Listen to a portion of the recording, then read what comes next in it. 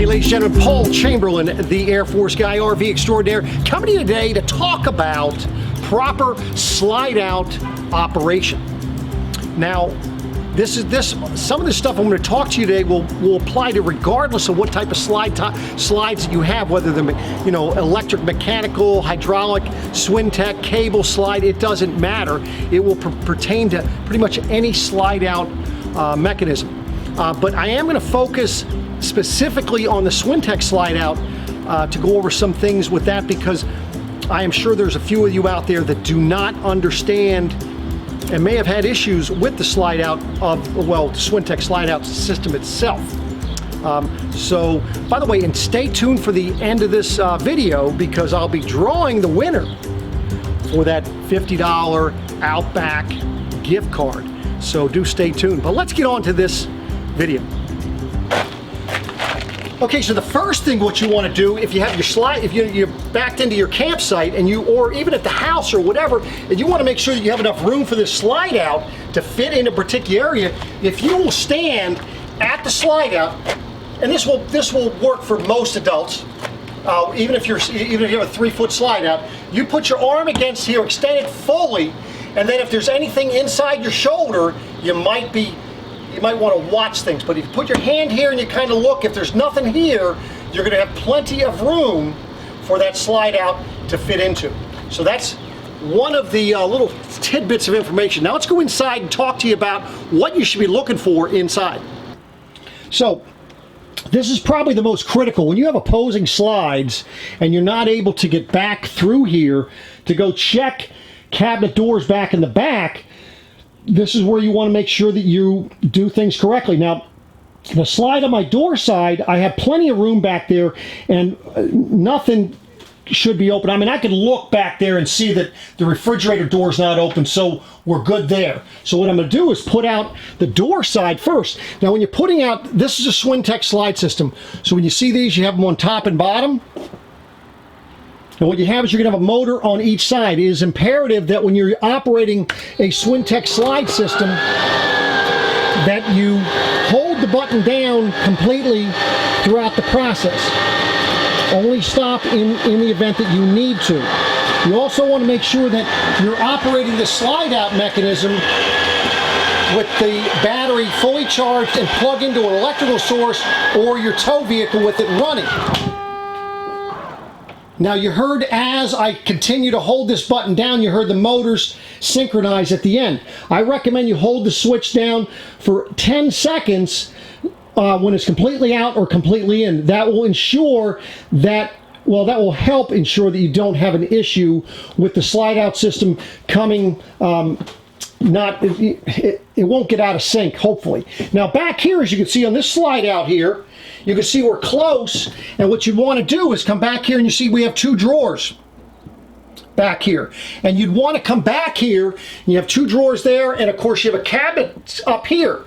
So you want to go ahead and come back here and check that before you put the slide out, before you start putting the slide out. Because if, in fact, you were to go ahead and put the slide out, you could run into an issue and not only damage the drawers or the cabinet, but also damage the slide out mechanism itself.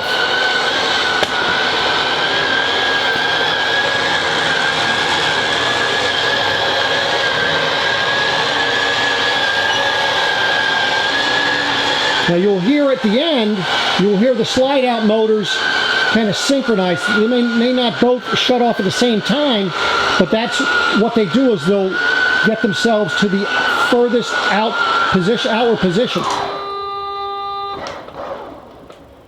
So now they're both stopped. Now when you go to bring your slide outs in, what you want to make sure that you do is make sure that anything that you have that could quite possibly get in the way is out of the way. Something you can ensure these drawers from coming out together would be to go ahead and link them together with something, a bungee cord or whatever, but it still does not stop you from having to check them to make sure that they stay, that they're not out. Like I say, on this particular slide out, the only thing that may get in the way, as you can see, if you open up this refrigerator door, you can see how that could be an issue. So that would be the only thing you'd have to check when putting this slide out unless something fell out one of these cabinets when you're and got on the floor. That could be an issue. But check your floor and make sure that everything is out of the way before you pull your slide out mechanisms in, because one thing, especially on this particular floor, as you can see, it just comes straight in. If you had some rocks, pebbles, something down there, it will gouge the floor. As on this side, you can have rollers up underneath that slide out mechanism, and if that rolls over any pebbles or anything, that could also damage the floor. So those are some things to check before you put your slide outs in. So now if you're having an issue with the slide coming in, maybe it's coming in crooked, maybe it's not coming in at all, what you want to do is locate where your Swintex slide box is in your camper. Once you locate what that is, you're going to see an arrow right on the side towards the middle. You'll see it pointing to the inside. What you want to do is take a pen, and you're going to see a blinking red light in there as well. You can actually count the numbers. It's going to be blinking for you. You can count the series of blinks, and down below that hole there is that is where it's going to tell you what the issue is. They have everything numbered by the number of blinks. But you're going to take a little pen and you're going to push it in that little area. There's a place for you to push. You push 6 times and you hold on the 7th until it blinks at you. It's going to blink a red and a green light at you. Once it blinks, that is so that it can override, and you should be able to go in, push the button, and your slide out mechanism should come in. In the event that that does not work, you're going to notice that there's 2 white wires on the bottom of that mechanism. You pull both of those wires, and then what that will do, that will disconnect the motor for the slide out system, and you're going to be able to get a few people and just push the slide out in and then reconnect the 2 white wires. That will go ahead and engage the brakes so the slide mechanism does not come out while you're towing down the road.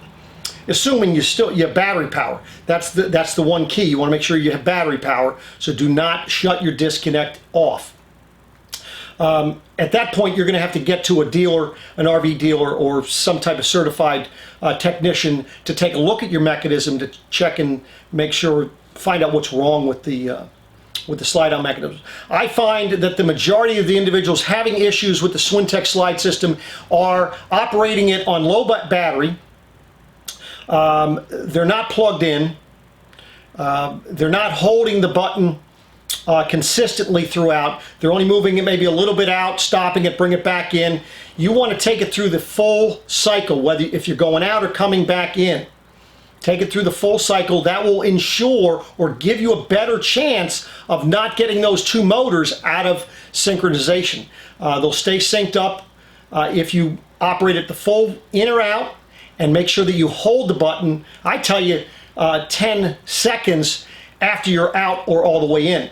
Now, I get people that ask me all the time, Paul, do I need to make sure that I'm level before I put the slide outs out? Now, if you check the manufacturer booklets, they're going to tell you that you need to. However, I'm going to just give you my opinion with the actual I guess experience that we have. We operate these slide outs in and out all the time without the coach being level, and it's not an issue. You know, something I learned years ago with Fleetwood, the old Fleetwood pop-ups, Fleetwood Coleman pop-ups, is that you will never should be putting that pop-up up or down with the stabilizers down. And the reason for that is that when you put the stabilizers down, you may have more pressure on one and you're going to actually twist the frame. These RVs are built to be square and level themselves. So in my estimation, I'm just giving you my opinion. My opinion is not something that's written in stone, but I'm just giving you my professional opinion that even if you're not level, as long as you're plugged in, as long as you get a full battery and you operate any slide out mechanism, you should be fine. Now, there may be an issue with some of those, and I know that this may be an issue for some people that have those full length, one slide out on a full wall slide in a motorhome. Well, that might be a different story. However, again, here at where I work, you know, we operate these slides on a consistent basis without any stabilizers or leveling systems down, whether it be a travel trailer, fifth wheel, motorhome, it doesn't matter, and they work just fine. I think the more key is proper maintenance and proper utilization of the slide out mechanisms themselves. So I hope that this information has helped you. I know it's a very basic part of RVing, but one that should be not be overlooked. So I appreciate that. Now we're going to get on to the drawing, so stay tuned. Alrighty, ladies and gentlemen, so hopefully you enjoyed that little tidbit of information. And now it is on to the drawing for the $50 gift certificate to Outback Steakhouse. And this week I'm going to be using our XLR hat. Put these things in here. I want to make sure that I get them separated so I'm not picking more than one here. So, had a pretty good showing this week. So, good luck to everybody. Let's see what we got here.